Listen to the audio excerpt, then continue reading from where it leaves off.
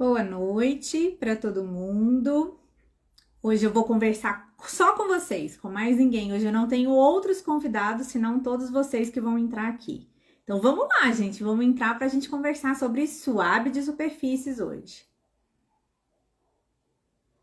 O Celso Greco sempre fala que começo de live é tenso, porque a transmissão começa, mas o pessoal ainda vai entrando aos poucos. A gente fica assim, sempre se perguntando: nossa, será que vem alguém? Nossa, será que o pessoal tá vindo?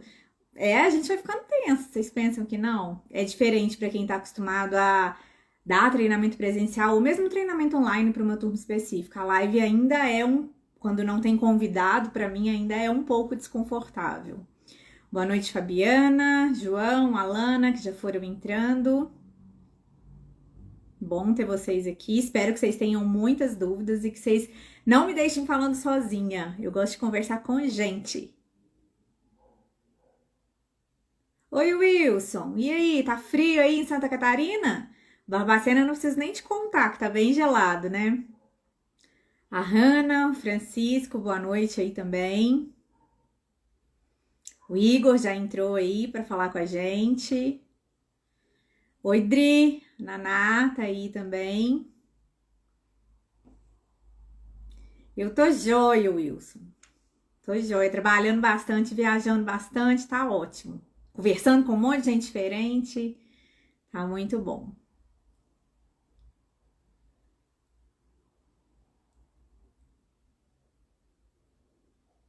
Bom, gente, eu vou começar a falar, o pessoal vai chegando e depois vocês podem interagindo aqui. Eu vou tentar falar mais devagar que o meu normal, para dar tempo da gente ir conversando, de eu pegando as perguntas e a gente ir conversando. Nossa, Wilson, que pena, eu não vou estar aqui, eu vou viajar na sexta, então a gente podia marcar de encontrar. Manda um abraço para Elise e fala para ela quando vocês voltarem de novo para me avisar, pra gente encontrar. Tô com saudades dela, tá?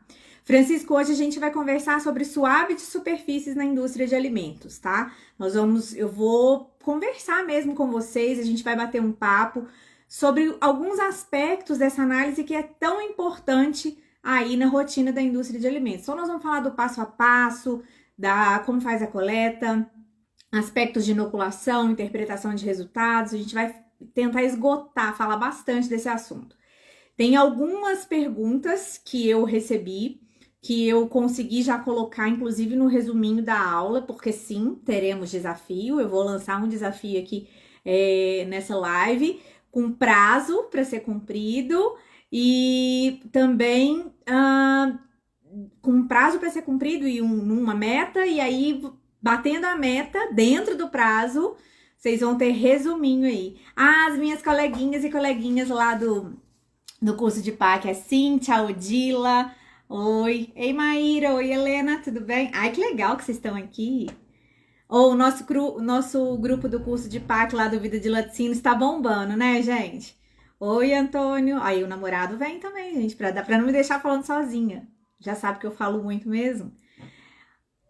Maíra, como é que tá a questão das chuvas aí? Melhorou um pouco a situação? Gente, a Maíra, ela é uma colega de trabalho, né? A gente trabalha na mesma área, a gente troca muita figurinha aqui no Instagram e ela fica lá em Pernambuco, né, Maíra? Jabotão dos Guararapes, não é isso? E lá a situação não tava muito bacana essa semana não, né? O pessoal andou passando aperto com chuva lá. Tá tudo bem aí, Maíra, com os seus?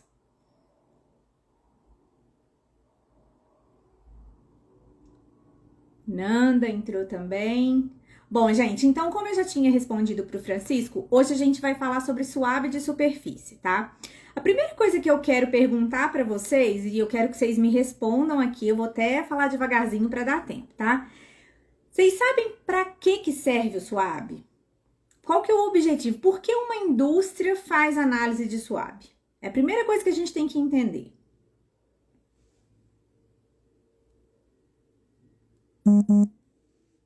Qual que é a justificativa para se realizar SWAB, essa análise, na indústria de alimentos? É exigência de legislação, o fiscal que pede? O que acontece? Que resposta que essa análise te dá?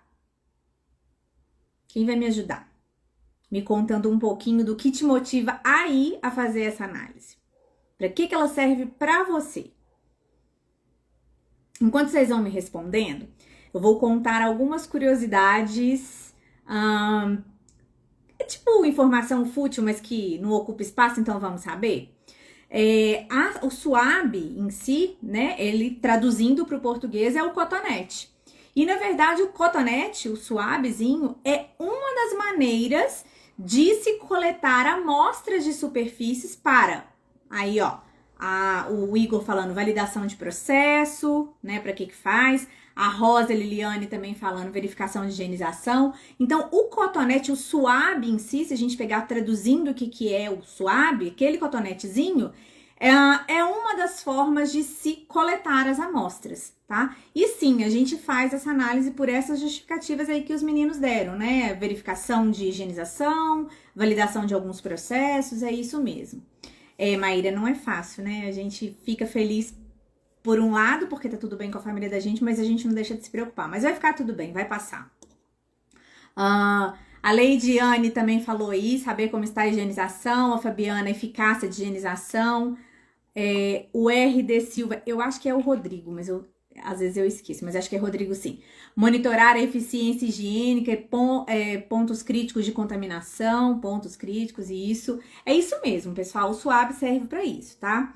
Eu vou dar uma coladinha aqui no meu roteirinho, que é o material, tá? Que eu vou dar para vocês. Então, como eu já disse, cotonete em inglês é o SWAB, que é uma das maneiras.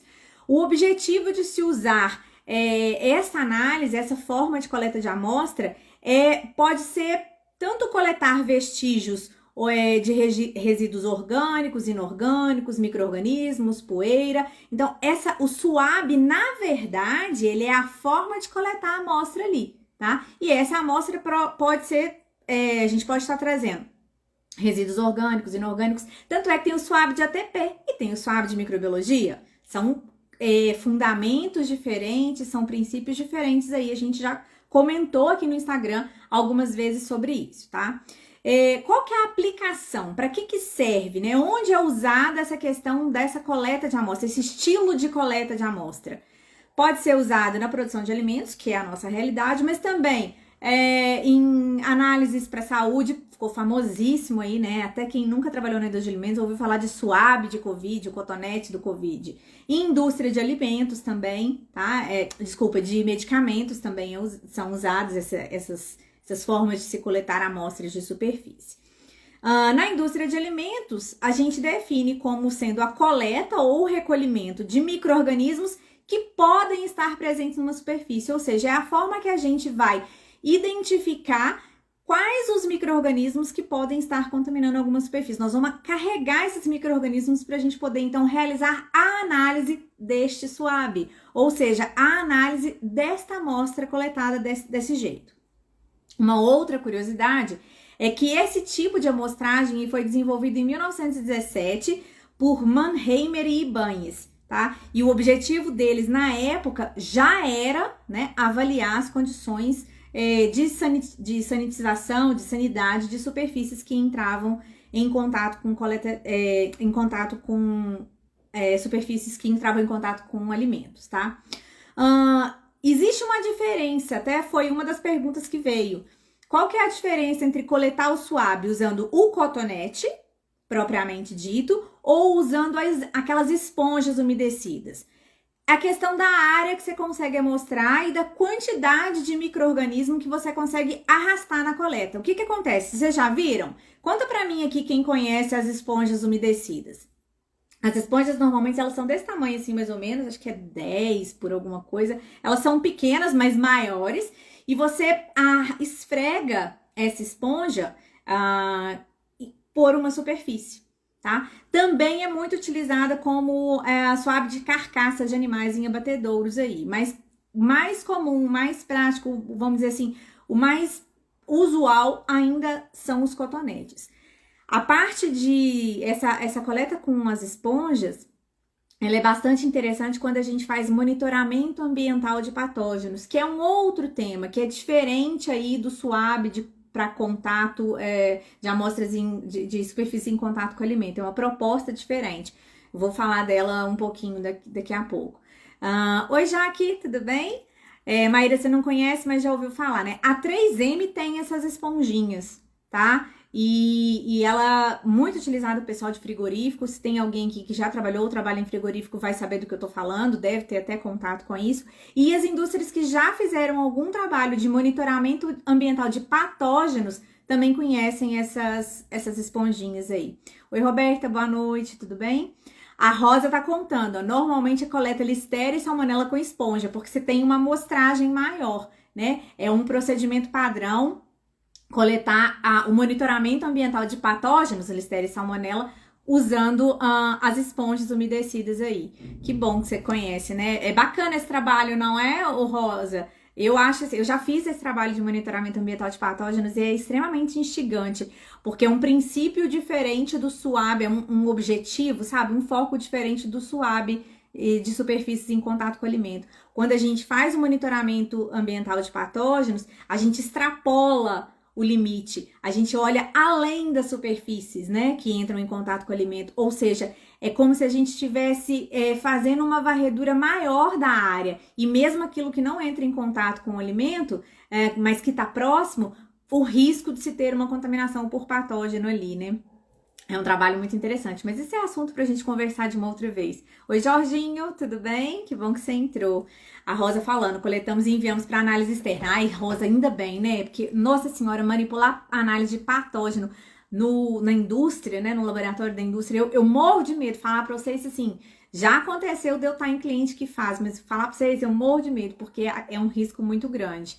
E aí vocês coletam e é bom porque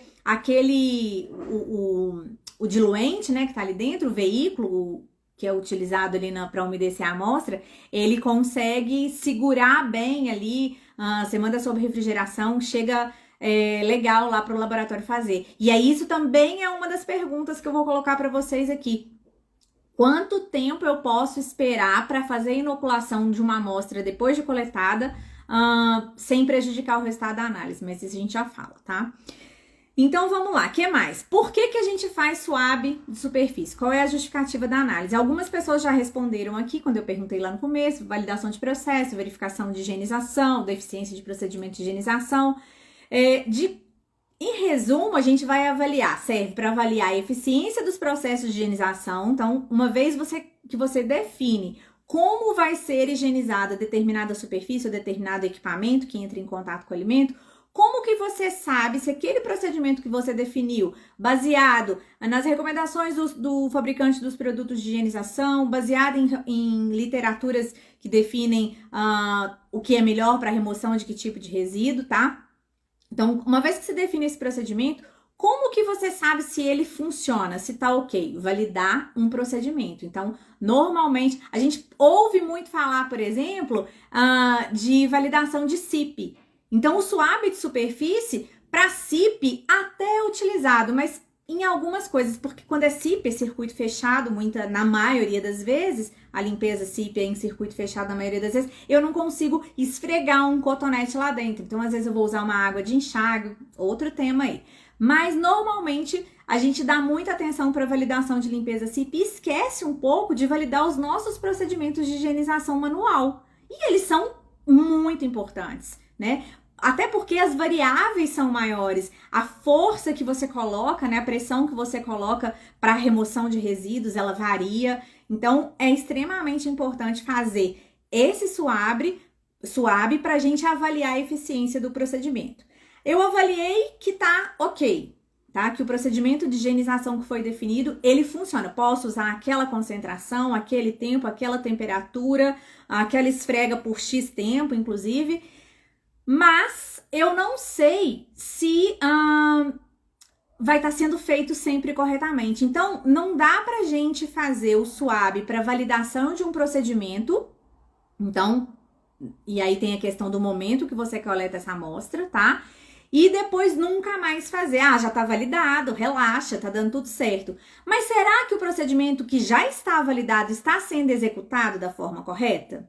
Então, nós temos aí duas finalidades, que seria validar o procedimento de higienização ou avaliar se ele está sendo bem feito, um procedimento já validado se ele está sendo bem executado, e o que vai definir para a gente a diferença desses procedimentos é o momento da coleta. Quando você termina de fazer um procedimento de higienização, acabei agora, não comecei a produção ainda, e eu coleto um swab, é super importante entender isso. Eu estou ou validando um procedimento ou avaliando se ele está sendo executado de forma correta. Carol, mas e swab lá no meio do processo? Tá no meio da produção, tem até queijo dentro do tanque, por exemplo, ainda massa de queijo, eu vou lá e coleto um swab. Para que serve isso? Para eu entender se durante o processamento, se durante aquela tarefa, aquele procedimento ali de produção, está acontecendo contaminação cruzada. Então, às vezes me perguntam assim, a gente coleta a amostra de swab imediatamente depois da limpeza ou durante o processo? Depende. O que você quer avaliar? Se você quiser validar um procedimento de higienização, tá testando um produto novo, de um produto químico novo, tá mudando alguma coisa, otimizando aí o seu processo, se você quer avaliar isso, é imediatamente antes de começar a usar. Lembrando que é extremamente importante a gente ter certeza que durante os trabalhos, durante as operações, não está acontecendo contaminação cruzada. Para quem trabalha na indústria de alimentos, combater a contaminação cruzada é um negócio o tempo todo, né? Às vezes a gente fala assim, nossa, mas estava tudo tão limpo, meus procedimentos são todos validados e tá dando contaminação no meu produto. Você vai olhar, é uma brechinha que o danadinho encontrou e entrou ali pro meio, né? O Francisco tá comentando aí, o SWAB ajuda muito o controle de qualidade. Ajuda demais, dá muita resposta, né, Francisco? Às vezes você consegue identificar que precisa aumentar a frequência de determinado procedimento, né? Ou seja, reduzir o tempo entre a realização de um procedimento e outro. Às vezes você entende que você precisa cuidar melhor de um equipamento, trocar alguma parte, tudo isso com base em resultado de SWAB. É uma luz realmente, tá? E aí a Maíra tá falando da coleta de SWAB da mão do manipulador. Também pode ser feita nos dois momentos com as duas finalidades. O primeiro seria validar um procedimento de higienização. A gente descreve, usa, molha a mão. Toda fábrica tem, né? Um procedimentozinho lá do lado das pias para lavagem de mãos, escrito assim: molha as mãos. Tem que molhar, hein, gente? Molha as mãos, aplica o sabão, esfrega pra lá, pra cá, tananã, finge que é lá quando o pessoal tava explicando pra não pegar Covid, como é que fazia. Enxágua, seca, aplica o sanitizante, não seca depois. Como que você sabe que aquilo que você descreveu funciona? Ok, tá certo. Através de uma validação de SWAB, da mão do manipulador ali. Mas será que é importante que o manipulador fique com as mãos limpas só a hora que ele acabar de limpar? Ou será que eu não preciso aí conhecer o risco de recontaminação, de uma contaminação cruzada na mão do manipulador no meio do processo? Isso acontece muito, gente, muito. Eu já, assim, várias vezes aquela briga, né? A culpa é de quem? Que sempre tem. Mas será que foi o queijo que contaminou a mão do manipulador ou o manipulador que contaminou o queijo? A gente não sabe. Na verdade, a gente não sabe não, mas a gente tem como descobrir. Se você tem um monitoramento ali, na verdade, uma verificação, análises para verificação, vamos usar bem bonitinho.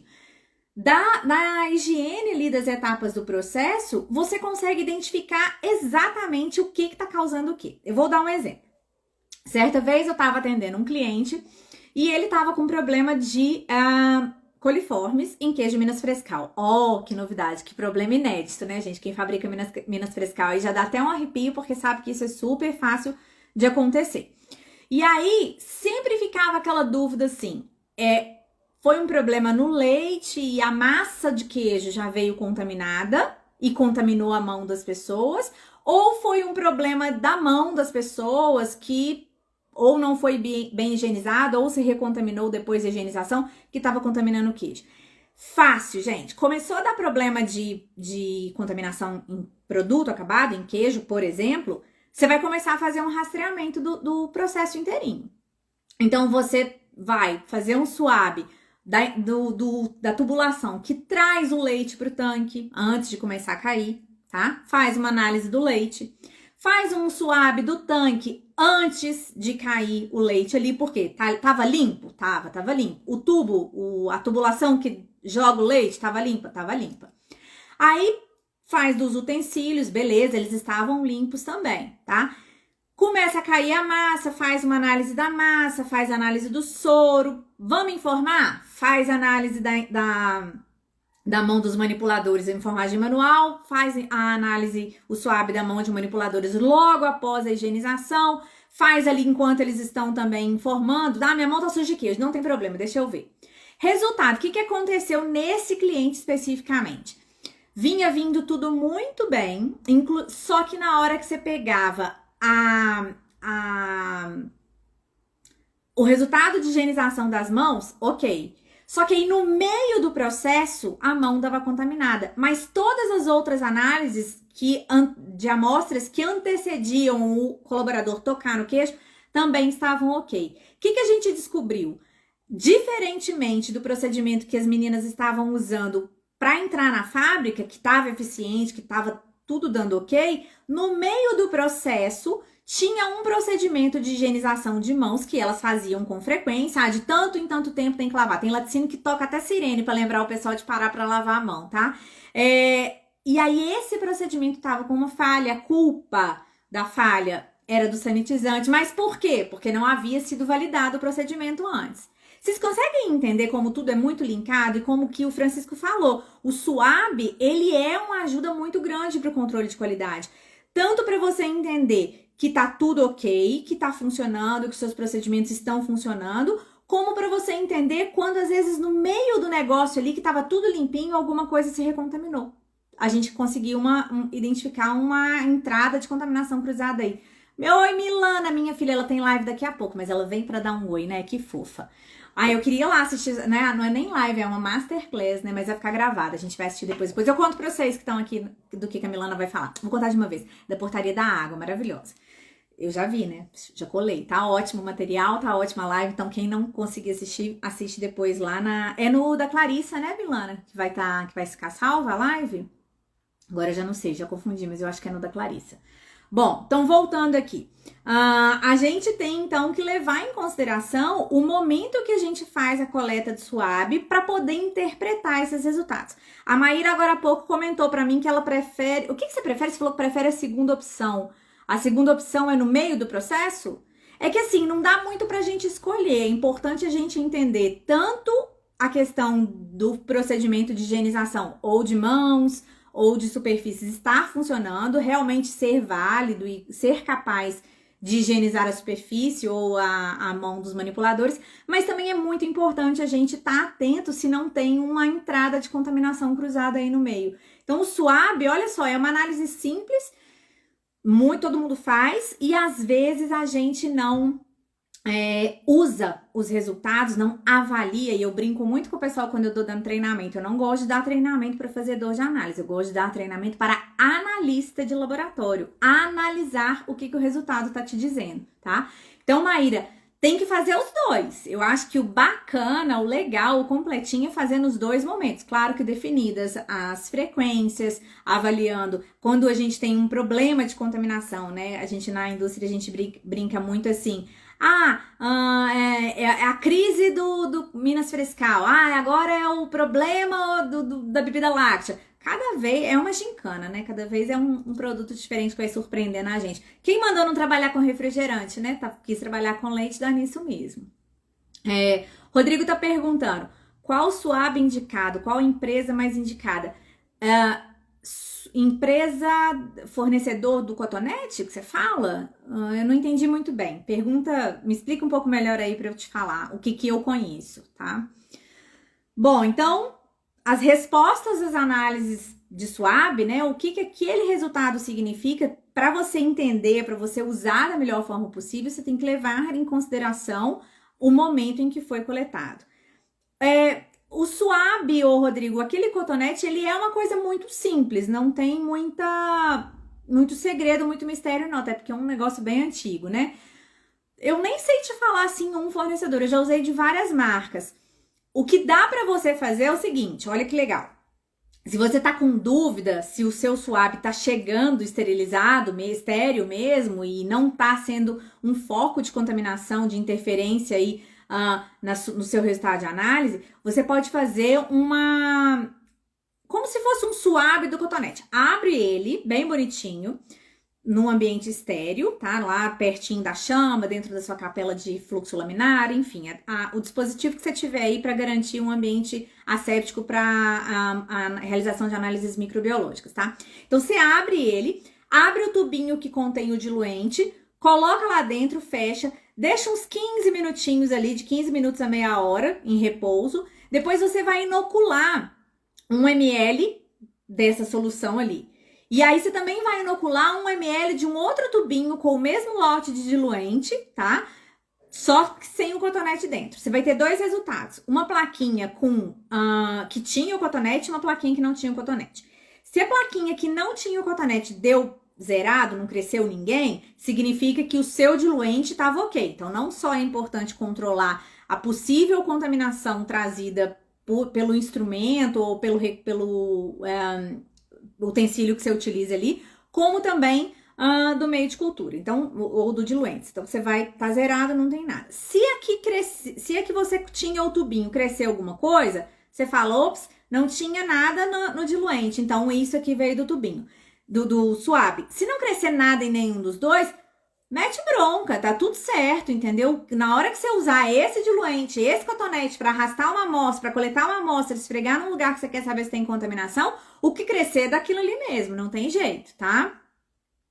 Francisco, Frescal e ricota são queijos extremamente frágeis. Quanto mais fresco o queijo, ou seja, não tem maturação nenhuma, quanto mais umidade tem nesse queijo, água disponível para reação, mais susceptível à contaminação a gente fica. E aí, cuidado redobrado. Se o risco é redobrado, você presta mais atenção para atravessar uma rua de bairro ou uma avenida enorme no centro da cidade? Você fica mais atento. Tem que ficar nos dois, tá, gente? Mas acaba que você exige mais da sua atenção aquilo que é mais movimentado. Então, se a ricota e o Minas Frescal, assim como outros produtos frescos, são mais suscetíveis à contaminação, são mais atrativos para os contaminantes, é mais atenção ainda que eu preciso ter. Olhar para mais lados ainda, porque vai chegar. Vai chegar mesmo, tá? E aí, suave pode ser... essa é importante, essa informação é importante. Todo mundo tem programa de autocontrole aí, não tem, gente? Tá tudo descrito, definido... As coleguinhas e coleguinhas aí do curso de PAC, né? E aí, todo mundo tem programa de autocontrole. A gente utiliza a análise microbiológica, por exemplo, o SWAB, como ferramenta de monitoramento de algum PAC? Lembra que todo PAC tem que ter ações de monitoramento e ações de verificação. Eu posso mencionar SWAB como monitoramento? Pode não, Lilian. Sabe por quê? No conceito de monitoramento, a gente precisa ter uma resposta a tempo, né? O que aquela ação ali vai te responder, tem que dar tempo de você corrigir e não deixar o problema seguir. SWAB demora, minha gente, no mínimo 24 horas, se for um de coliforme, se for um de contagem total de mesófilos, 48 horas. Como que eu vou fazer? Já passou um monte de trem ali. Um tantão. E SWAB de ATP, eu posso usar como ferramenta de monitoramento? Pode, porque o resultado sai rapidinho. Então, tem resíduo de produto orgânico ali, tá?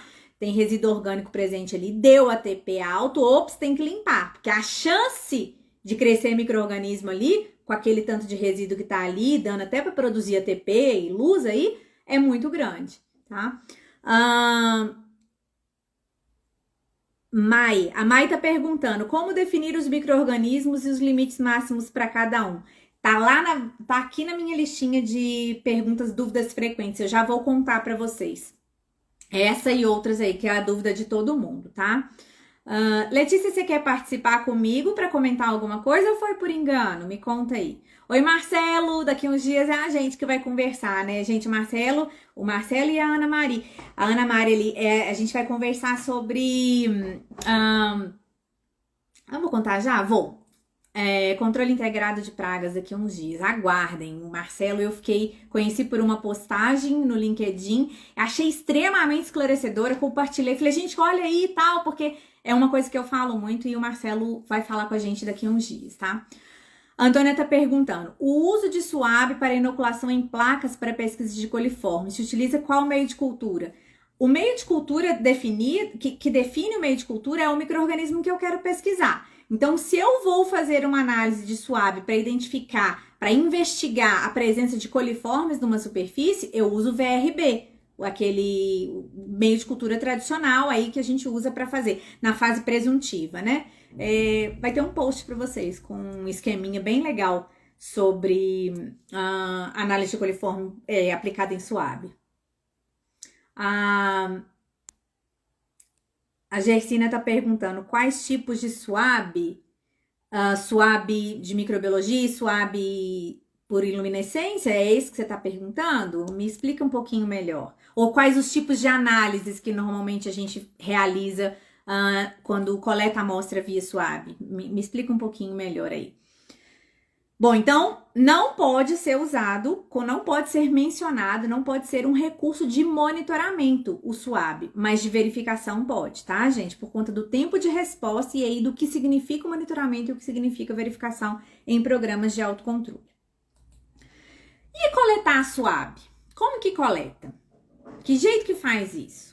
É obrigatório usar gabarito? Não precisa usar gabarito? Esses dias até gravei um story, acho que foi um story mesmo. Não, mentira, foi um vídeo mesmo maior, que não ia ficar muito perdido no story. Existe uma metodologia referenciada pela AFA que recomenda o uso de um gabarito. Então, tem gabarito de 50 centímetros quadrados, tem gabarito de 100 centímetros quadrados, existem algumas referências, tá? O que acontece é o seguinte, é o histórico da empresa. Você tem o gabarito? Você sempre usou o gabarito? Beleza, os seus resultados estão baseados naquilo ali, naquela área de coleta. Normalmente, na indústria de alimentos, o que eu vejo muito é o pessoal não usar gabarito. Eu nunca usei gabarito, nunca usei em nenhuma indústria que eu trabalhei, tá? Por algumas razões. Primeira delas, o gabarito ele limita muito. Então, você imagina você pegar um tanque com capacidade para 6 mil litros de leite. É um tanque grande. Tá? Eu consigo, ele é grande, e quanto mais eu amostrar, eu passar o SWAB ou a esponja, e aí eu posso escolher, tá? Pela superfície onde vai entrar em contato, mais eu estou investigando, é como se eu tivesse com um campo de visão muito maior, tá? O SWAB, o gabarito, ele limita a área ali que eu tô mostrando. Então, não tem certo e não tem errado.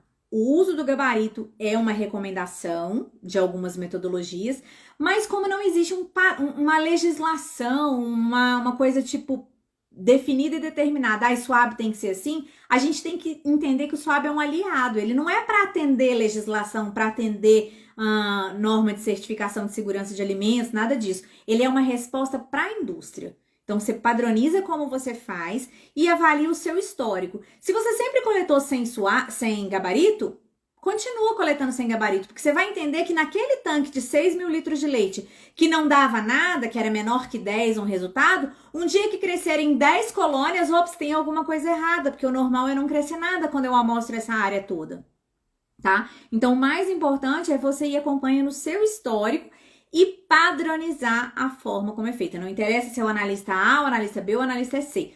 Todo mundo vai fazer do mesmo jeitinho que está definido em procedimento ali, tá? Tem uma pergunta aqui.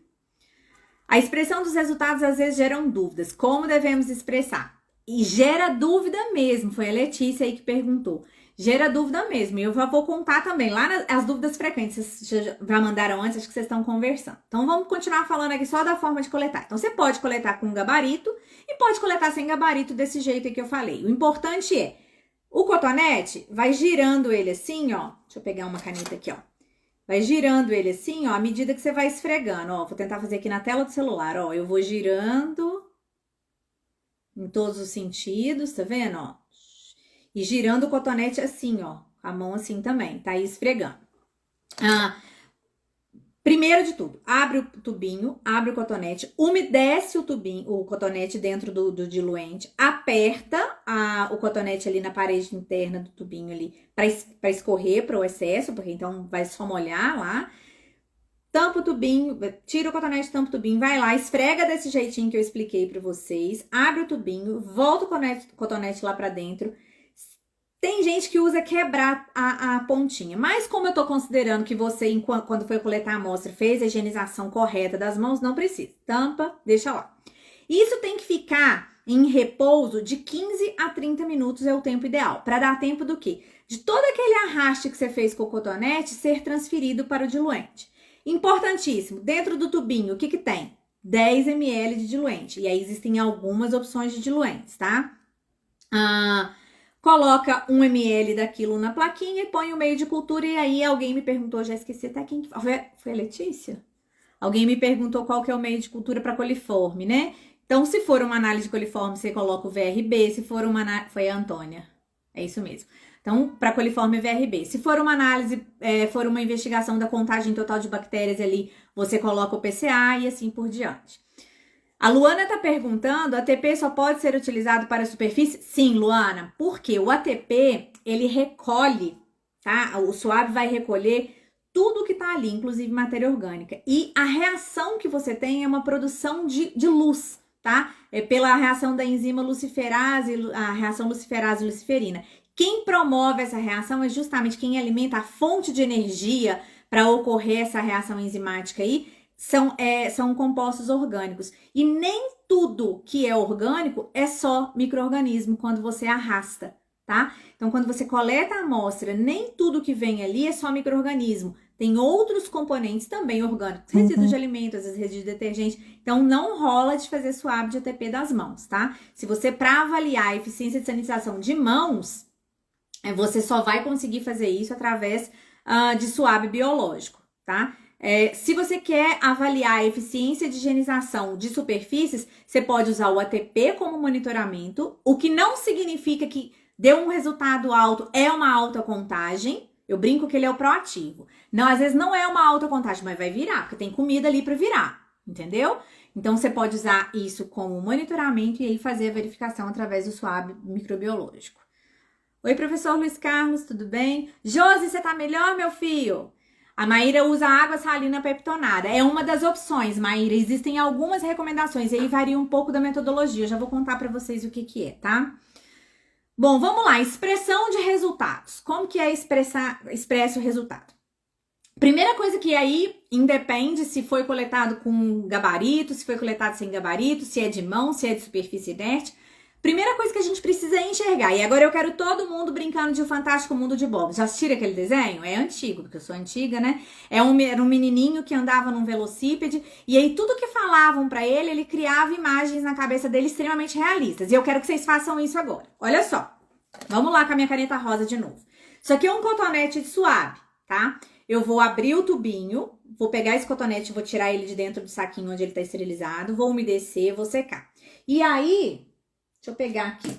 Eu vou, então, fazer o suave dessa capinha de celular aqui, ó. Eu vou coletar a amostra, ó. Circulando, rodando o cotonete na mão, tananã, beleza, eu vou abrir o tubinho, vou colocar lá de novo, vou esperar um pouquinho. Quanto tem dentro do tubinho de diluente? Quanto tem, gente? Quanto vocês colocam aí? Eu quero saber. Vou fazer uma greve de silêncio aqui, porque essa eu realmente quero saber. Quanto vocês colocam de diluente dentro do tubinho onde vocês vão umedecer e adicionar o cotonete lá da amostra que vocês coletaram? Francisco tá falando, na indústria que eu trabalho, efeito suave de nossas mãos e equipamentos é feito periódico toda semana. A frequência vocês que estabelecem. Muito bem, Letícia, obrigada, 10 ml. E aí, olha só, sabe o que acontece, já vi acontecer? Dica de R$1 milhão. O pessoal prepara a mesma solução para diluição de amostra e para coleta de suave. E aí, ou usa tudo 10 ml ou usa tudo 9 ml. Tem que tomar cuidado, porque para suave são 10 ml. Para diluição tem que ser 9, que vai vir um de alguma coisa. Então, não é o mesmo tubinho, é o mesmo diluente. Pode ser? Pode, ok. Mas tem que tomar cuidado com os volumes que você usa para cada situação. E aí depois o pessoal fica confuso, não marca, não diferencia, usa trocado. Então presta atenção nisso aí. Então vamos lá, voltando. Tem 10 ml. Todos os micro-organismos que eu catei dessa capinha de telefone aqui, eu joguei em 10 ml. Na hora que eu vou inocular, o que eu faço? Eu pego 1 ml de todos esses 10 e ponho na plaquinha. Vocês concordam comigo que na área inteira do celular, os micro-organismos que estavam aqui foram para 10. Se eu analisei de fato só 1 ml, Como que eu vou entender esse resultado? Vamos lá, eu quero que vocês falem. Greve de silêncio de novo. Quem vê, eu dou conta, né? Como que vocês contam? Depois que eu arrastei, catei tudo daqui, botei lá, deixei de 15 a 30 minutos em descanso, peguei 1 ml do total de 10, botei numa plaquinha. Aí cresceram 12 colônias. Lá na minha plaquinha, eu fiz de coliforme, porque sabe que dá, né? Fiz de coliforme, cresceram 12 colônias no VRB. Qual é o resultado? Quantas unidades formadoras de colônia tinha nesse caso? Me contem. Tô esperando. Isso aí, Maíra. Quem me acompanha já me viu falando isso várias vezes. E sabe por que eu falo muito? Porque ainda tem gente que esquece. São as duas coisas que eu vejo que o pessoal esquece muito. A questão do volume ser diferente de um tubo que você vai usar para suave, de um tubo que você vai usar para fazer diluição. O volume ser diferente e na hora de contar. A pessoa vai lá e escreve assim, 12. São 12? Não, Maíra, muito graças a Deus. Ai, gente, vocês estão... Tá chegando a informação. Eu fico contente que a informação tá chegando. São 120. Já que também já fez curso comigo, já pensou já que eu já mandava sequestrar seu certificado agora, hein? Olha, a pessoa fica tão emocionada que até chuta o celular. Isso mesmo, gente. 120. Você tem sempre que multiplicar por 10 por isso aí, tá? Aí, vamos entender um negócio aqui. Não cresceu nada. Minha capinha de celular, nossa, tipo, a pessoa vive no álcool em gel, lava a mão, não pega o celular com a mão suja, nunca deu, não cresceu nada. Como que eu expresso esse resultado? Eu posso falar que é ausência? Me contem. Ai, tô amando, a informação tá chegando, todo mundo espertinho, acertando 120 aí. Agora eu quero ver quem vai acertar como é que expressa quando não cresce nada. Me contem. Ajuda aí, Maíra. Ajuda aí, Jaque. Menor que 10, Fernando. Massa demais. É isso mesmo. Maíra também acertou menor que 10. É isso, gente. Porque olha só, eu analisei, eu inoculei 1 ml só. Então eu não posso falar que não tinha nada nos 10. Eu não posso falar que não tinha nada nessa capinha inteira. Eu tenho certeza que é menor que 10. Né? Mas pode ter 9, se eu tivesse analisado talvez os 10 ml plaqueado, talvez tivesse crescido alguma coisa em algum lugar. Ai, que orgulho de vocês, que bacana, é isso mesmo, menor que 10. Então não existe resultado de ausência, tá, pessoal? Não escrevam isso nos registros de vocês, que é feio, eu fico com vergonha, não pode, tá? E se eu usar o gabarito, como que eu... Ah, tá bom, e aí é menor que 100, menor que 10, é 120, UFC... Por ml? Não. Até poderia ser 12 por ml, mas não me interessa 1 ml do suave.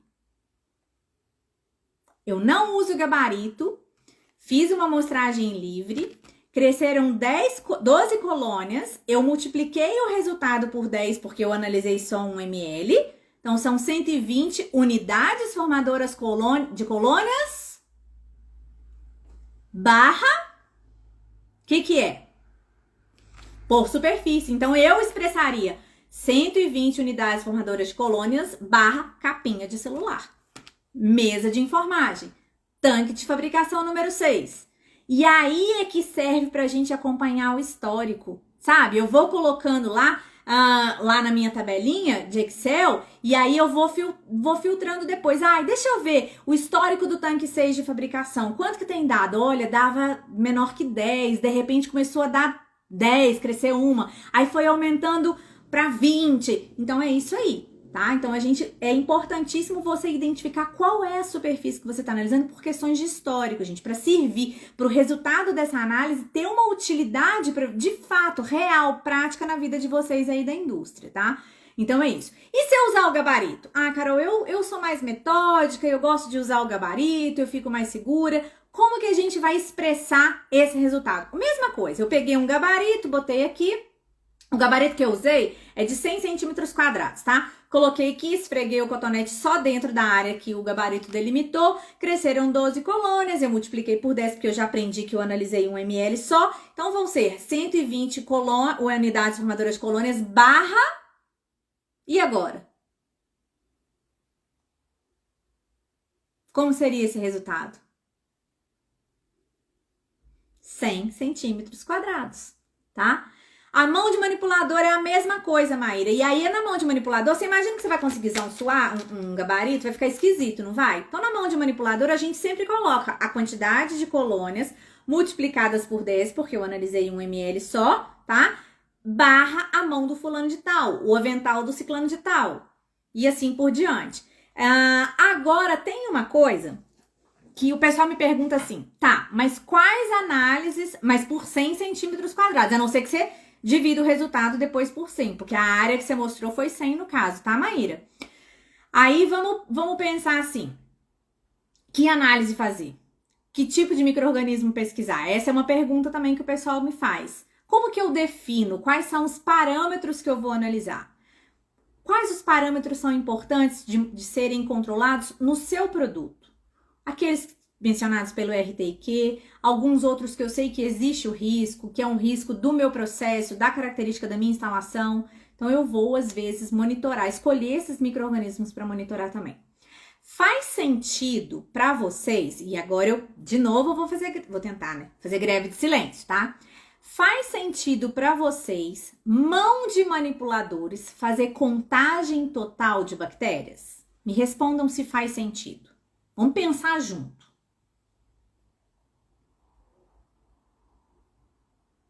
Me digam aí se vocês fazem ou se faz sentido, me contem aí.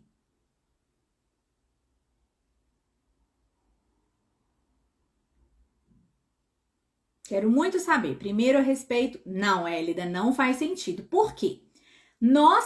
A Jaque também, nós temos micro-organismos comuns, que coabitam com a gente.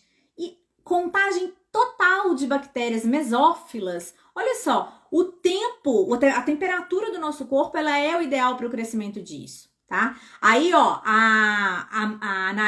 a Maiane tá dizendo aqui, coliformes é essencial. Com certeza, Maiane, porque nas mãos da gente, coliformes não é uma flora natural, mas aeróbios mesófilos totais é genérico demais, tá? Então faz sentido fazer o coliforme, concordo, e não faz sentido fazer a contagem total de bactérias de suave de mãos. Agora me fala uma coisa, faz sentido fazer contagem total de mesófilos em superfícies inertes? Dentro do tanque, na mesa, faz sentido para vocês? Isso te daria... Você faria alguma coisa com um resultado? Que medida você tomaria com relação a um resultado que você considerasse grande, alto, para a contagem total de mesófilos? Me contem aí, se vocês acham que faz sentido.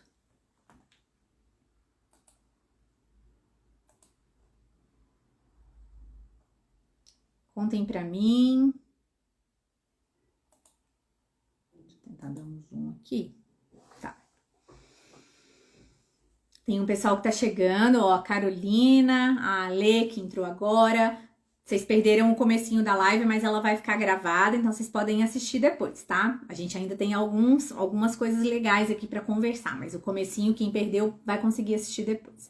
Mas e aí, gente, me conta. Vocês acham... A gente já falou aqui de mãos de colaboradores... Não faz sentido fazer análise de aeróbios mesófilos. Mas e de superfícies inertes que entram em contato com o alimento? Vocês acham que faz sentido? Pode fazer sim, pessoal. Por quê? Ali não tem uma flora natural, é uma superfície inerte. Então, se eu tenho uma contagem de mesófilos aeróbios totais alta, tem alguma coisa ali que às vezes não vai ser coliforme, mas vai ser algum outro tipo de micro-organismo que também é mesófilo. O que às vezes analisaria a água de enxágue de tanque, de mesa. E aí, Hélida, já que você tocou nesse assunto, me conta uma coisa. Qual seria o padrão aceitável para contagem total de bactérias aeróbias numa amostra de água de enxágue? Me conta aí. O que você considera como padrão?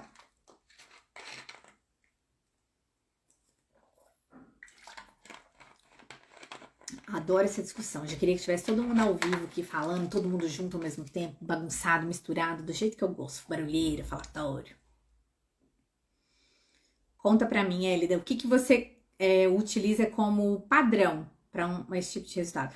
Muito bem, Hélida. E por que você usa 500? Porque esse é o padrão de contagem total de bactérias para água potável. Então, às vezes, faz sentido, por exemplo, quando eu pego silo, caminhão, tanque. Vamos fazer Suab de caminhão-tanque. Eu acho muito difícil coletar a amostra lá dentro do tanque. Então, muitas vezes eu lanço mão de fazer a análise da água de enxágue.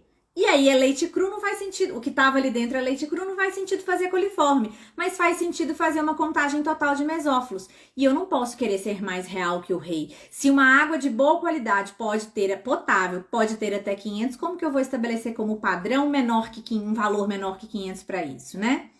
Como será o resultado de Suab no tanque furado, que deve dar altíssimo? Nossa, eu nem sei te falar. Aí é maior do que... Aí a gente tem que pegar aquele... quando eu digo que eu nem sei te falar, é porque dá desespero só de pensar, sabe? A gente tem que pegar o intervalo de precisão e repetibilidade. Quem já fez curso de microbiologia comigo sabe do que eu tô falando, que é aquele limite que cada metodologia de análise determina como o mínimo que vai dar uma noção de precisão do seu resultado e o máximo de colônias que podem crescer. Então, por exemplo, a coliforme é de 15 a 150, tá? Então, se estourou a placa, você também não vai colocar como incontável. Você vai colocar maior que 150 vezes 10 a primeira, que era 1 ml, então maior que 1.500 UFC. Já é um resultado de arrepiar, né? Com certeza é. Então tá. Então faz sentido fazer a água de enxágue ou a contagem total no Suab, sempre considerando que no mínimo vai ter 500, porque a água potável entrou em contato ali. No mínimo não, no máximo, né? Vai ter 500, pode ter até 500, porque resultados acima de 500 a gente preocupa, abaixo a gente não tem muita certeza. Por isso que às vezes é legal a gente fazer uma análise mais específica, um coliforme, uma enterobactéria.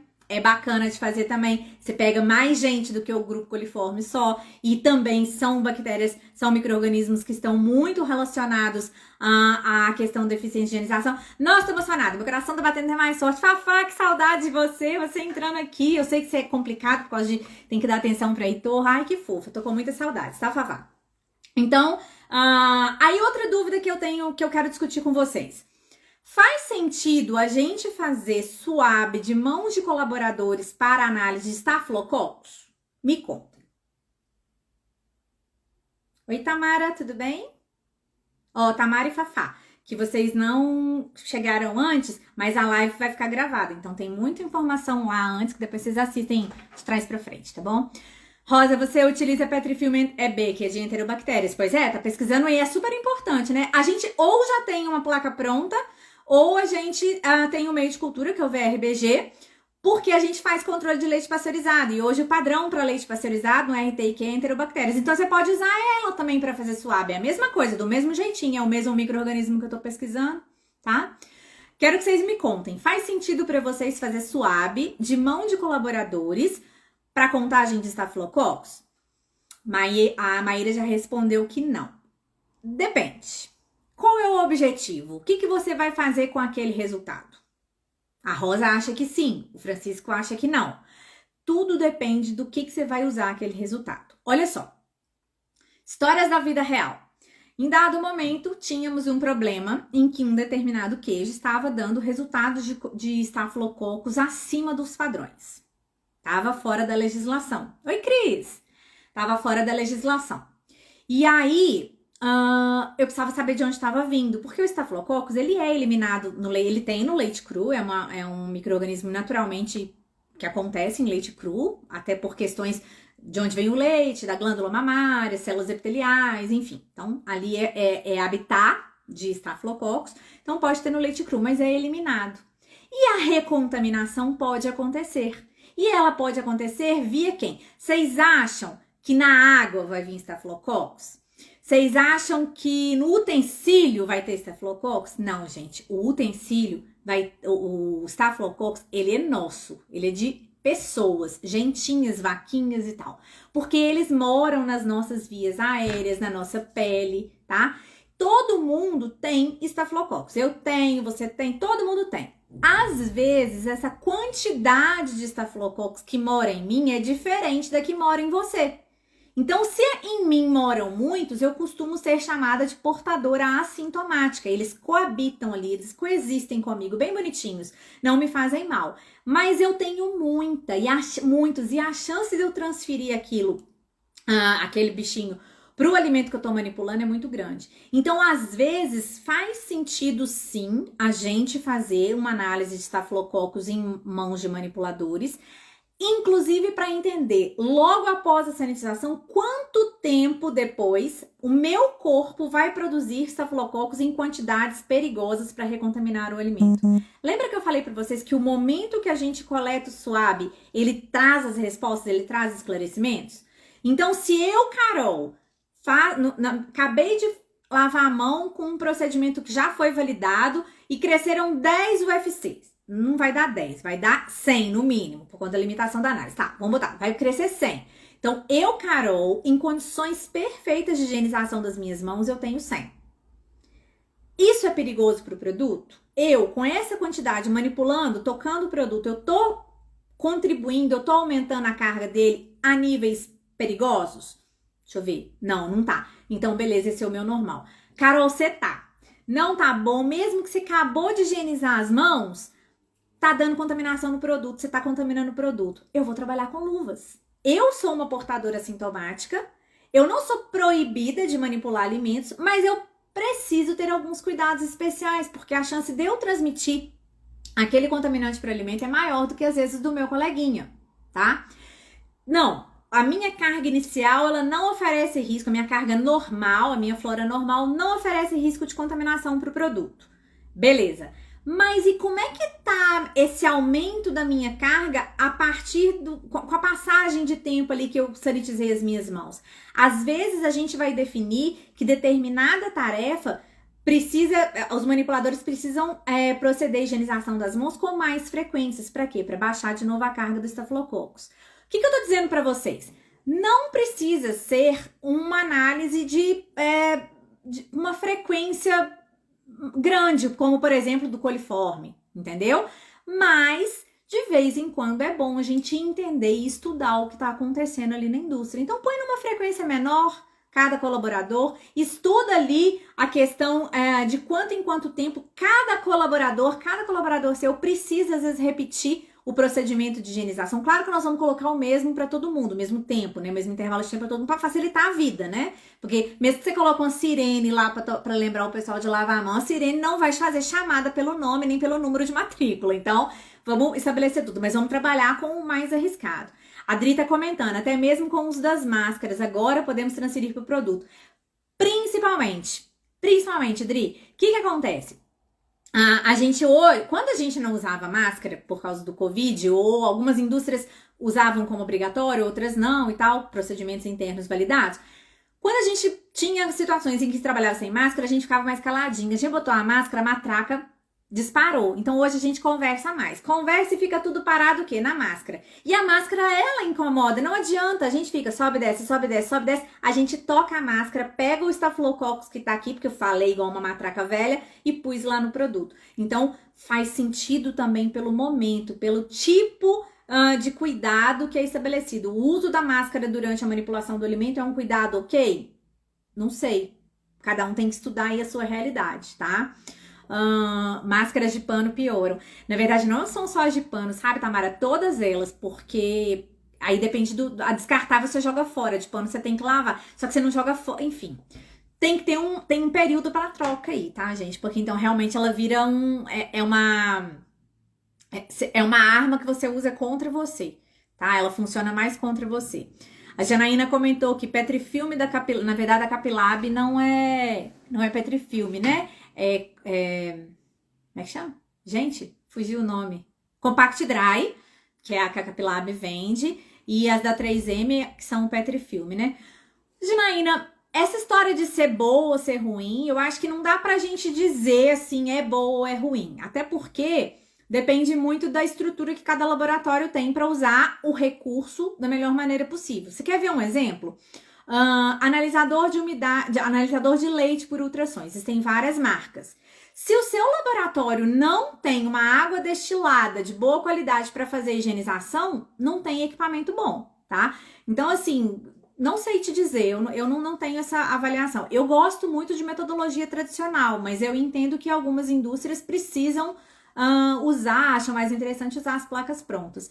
Eu acho que são produtos todos dois validados, todos dois com reconhecimento. Vale você experimentar se na sua realidade funciona, tá? Eu não tenho nenhuma recomendação ou ressalva. Na verdade, se perguntar o que eu prefiro meio de cultura tradicional, aquele bem cheirinho ruim, mas é porque eu sou velha.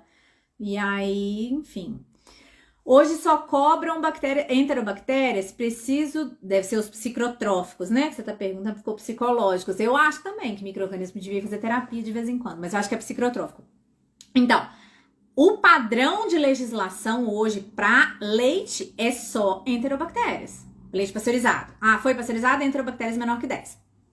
Mas nós sabemos que a contagem de psicotróficos, ela é uma realidade altas contagens de psicotróficos é uma realidade por conta do nosso produto, tá? Do resfriamento e tal. Então, eu acho que sim, apesar de não existir padrão na legislação, apesar de nenhum fiscal te cobrar isso, eu acho que é uma análise que traz muita resposta bacana para você. A Janaína falou com o Pacto Dry, eu lembrei. De quanto em quanto tempo devemos trocar a máscara? De 3 em 3 horas?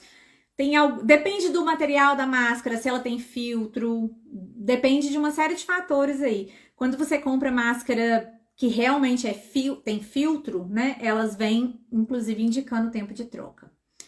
A Jaque é da turma da placa pronta. E você se dá super bem com elas, né, Jaque? Seus resultados, eles são coerentes quando você manda analisar externamente, quando você avalia um resultado que deu com a realidade em que aquilo foi coletado, que aquilo foi produzido. Eu sei, você já me falou, né, a Vanessa também, que vocês se adaptaram bem, que funciona bem. Eu acho bacana. É o corretor. Tamara, é cada uma que esse corretor faz a gente passar, não é? Oi, Josi, lindeza! A gente tem que fazer live sobre aquele assunto, hein? Não esquece, não. É a minha prof, gente, lá da pós-graduação. Que é uma fofa, o trem mais bonitinho da vida. Entrou aqui agora.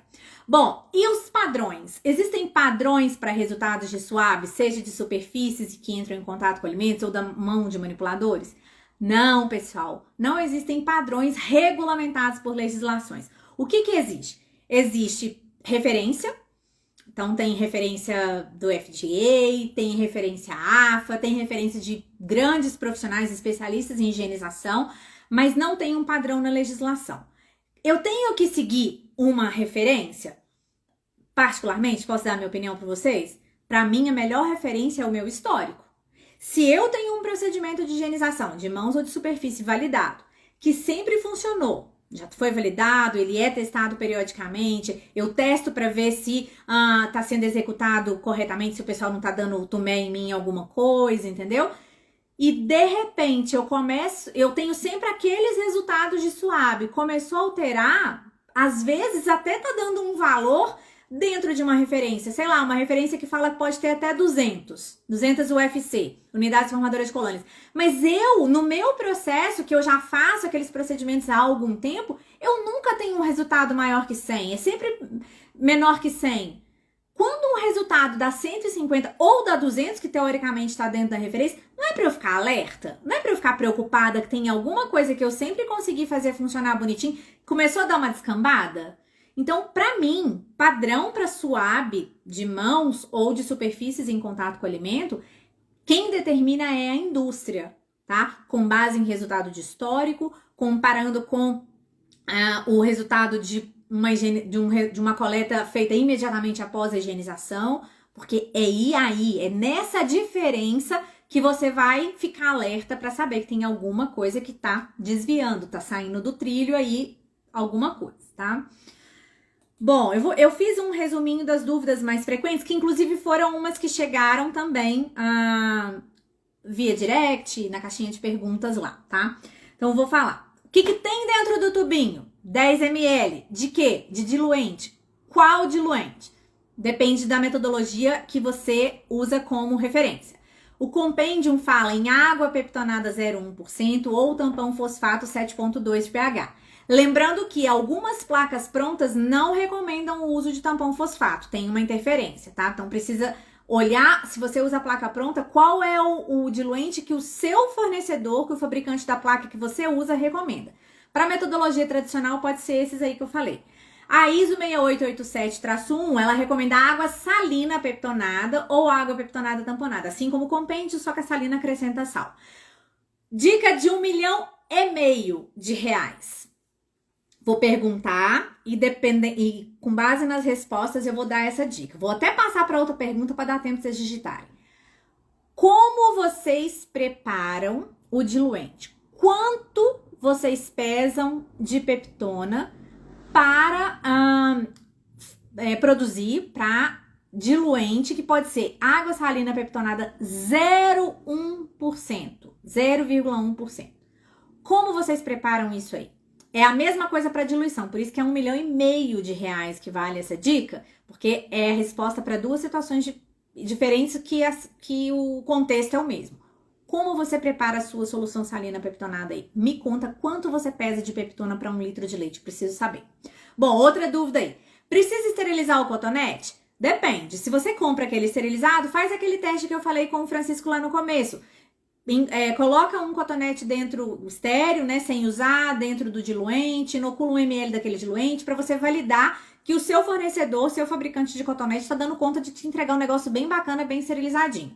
Mas tem gente que faz, ainda existe gente que faz, que confecciona o próprio cotonete. Então pega haste de madeira ou às vezes haste de inox, eu já vi também, e enrola chumaço de algodão na ponta. Aí você tem que esterilizar, tá? Mas se você compra o esterilizado, não precisa. Ai, Carol, eu já vi gente fazer isso. Prepara o diluente, coloca 10 ml no tubo, abre os cotonetes esterilizados, coloca lá e põe para esterilizar o conjunto. Não tem necessidade, pessoal, tá? Não precisa fazer isso. Eu acho que é um trabalho a mais. Inclusive, fica mais difícil depois, às vezes, de você tirar o cotonete lá de dentro. Então, eu prefiro usar o cotonete esterilizado, com um tubinho esterilizado, separado ali e umedecer só na hora.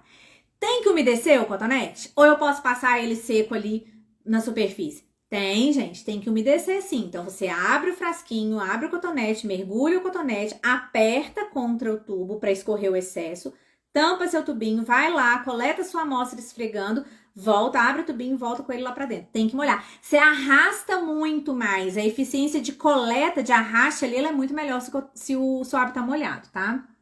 Usar ou não usar gabarito, a gente já disse. Você decide com base no seu histórico.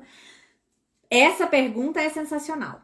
A inoculação tem que ser feita imediatamente após a coleta? Olha só, o ideal no mundo perfeito é que você colete ali a amostra de suave, mantenha aquele suave coletado dentro do tubinho de 15 a 30 minutos para dar tempo de transferir os bichinhos que você arrastou para todos os 10 ml, agite bem.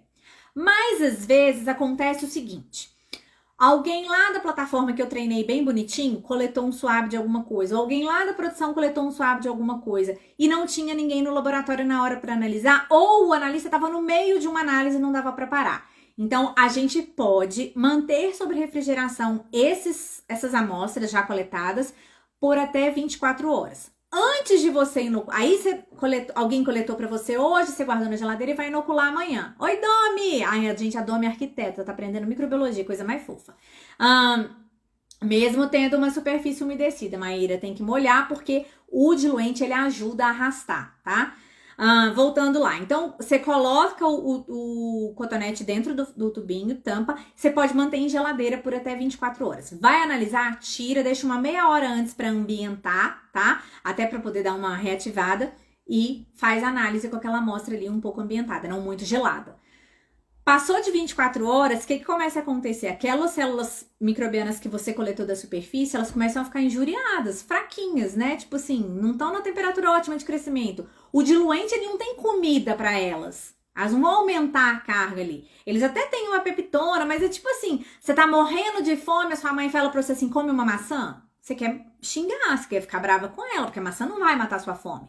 Então, o que tem de nutriente para matar a fome dos micro-organismos ali dentro da solução salina peptonada ou da solução peptonada é a mesma coisa de mandar você comer uma maçã quando você tá morrendo de fome. Então, você vai continuar fraquinha do mesmo jeito. Mas também não vai morrer de fome. Não vai desmaiar de fome.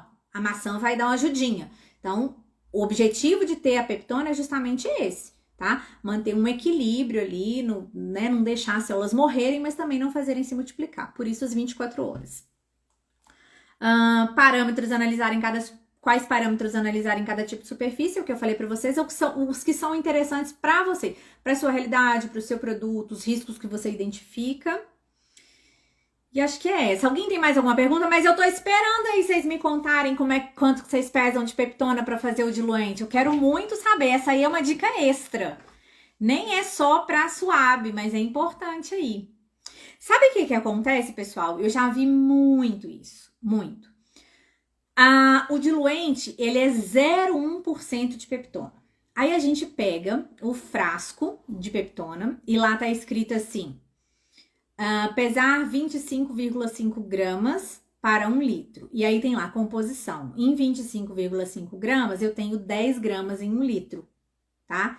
10 gramas em 1 litro aí daria. Mas aí daria 1%. Mas eu preciso de 0,1, então eu teria que pesar 2,5. Agora começaram a chegar as respostas. É 1 grama por litro, ou 0,1%. É isso mesmo.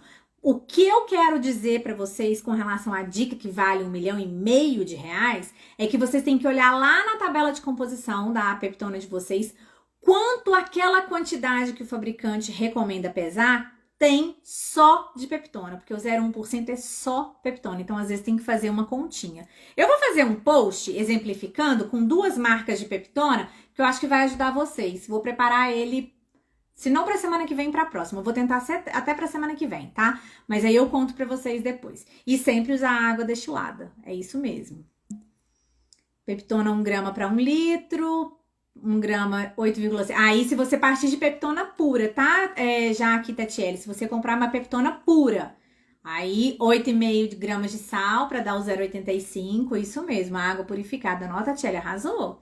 Adorei, ela descreveu quase um procedimento aqui. Aí ele dá 1 grama por 1 litro ou 0,1, que seria 0,1%. Mas a dica é: olhem na tabela de composição do meio de cultura da peptona de vocês, quanto de verdade tem só de peptona. Sabe pureza de reagente? Só de peptona naquilo ali, tá? Pessoal, o meu recado para vocês era isso hoje. Agora eu vou fazer o seguinte, a gente vai salvar a live. Se atingir 50 comentários, vocês vão... pode ser qualquer comentário, pode ser um foguinho, uma palminha, um adorei, um que legal, mas tem que ter 50. A hora que der 50 comentários, tem que dar... Amanhã, vou publicar agora, amanhã é quarta, até sexta-feira, 10 horas da manhã, eu vou olhar. Se tiver 50 comentários, vai material de resumo para vocês. E aí eu vou explicar, amanhã eu explico no story como que eu vou disponibilizar esse material para vocês, para não dar confusão. Que já deu de outras vezes aí, porque eu botava no Google Drive, e aí tinha gente que conseguia, tinha gente que não conseguia. Então vamos fazer certo já da primeira vez, do jeito mais fácil da primeira vez. Então pra gente atingir os 50 comentários, a gente não teve 50 pessoas aqui, tá? Então vocês vão ter que me ajudar. Quem tá aqui vai ter, se quiser ganhar um material, vai ter que me ajudar. Vai ter que compartilhar com o coleguinha, mandar mensagem. Gente, curte lá, curte não, comenta lá, Carol precisa de 50 comentários. Outro dia a Milana fez um post explicando a questão do engajamento do Instagram, e é bem isso. Para as minhas informações, para as informações que eu gosto de compartilhar com vocês chegarem, eu preciso de engajamento, tá? Não é remuneração do Instagram, não é isso. É porque eu preciso entender, eu preciso ter dados para avaliar, eu trabalho com dados, para avaliar o que é de interesse de vocês para a gente continuar aí nesse propósito de difundir informação bacana, tá? Então, tô contando com a ajuda de vocês pra gente bater os 50 comentários e aí eu vou disponibilizar o material para todo mundo. Alguém quer perguntar mais alguma coisa? De cara, eu já queria agradecer todo mundo que deu pelo menos uma passadinha aqui. Obrigada. Eu acho que as lives que eu faço sozinha, eu fico mais travada, sabe? Quando eu tô batendo papo com alguém, fica melhor. Mas eu vou acostumar. É porque eu gosto de falar, eu falo sozinha, enfim. Gersina, que bom que você gostou. Eu fico muito feliz. E se tiver mais alguma dúvida, pode mandar comentário mesmo no feed, lá onde vai aparecer a live. Pode mandar por direct. É legal quando vocês perguntam no post, no feed, porque aí mais gente vê a resposta. Às vezes, quando eu sei que é uma perguntinha que tem muita gente que quer saber, que já me perguntou, às vezes eu até dou uma printadinha na pergunta e coloco lá no Stories. Mas fica mais bacana no post, porque aí fica registrado, né? Uma hora que você quiser pesquisar alguma coisa, você fala, a Carol já falou disso, deixa eu lá. E volta no post, tá lá a resposta no comentário, tá bom? Gente, obrigada, boa noite, excelente semana pra vocês. A minha semana começou muito boa e aí ontem eu tomei um tombo, fiquei com dor no corpo, mas ó, É vida que segue. Já tô ótima de novo, super animada e querendo muito, muito, muito ajudar vocês e me ajudar também, né? Construir mais conhecimento, solidificar conhecimento aí. Muito obrigada a todo mundo e uma boa noite.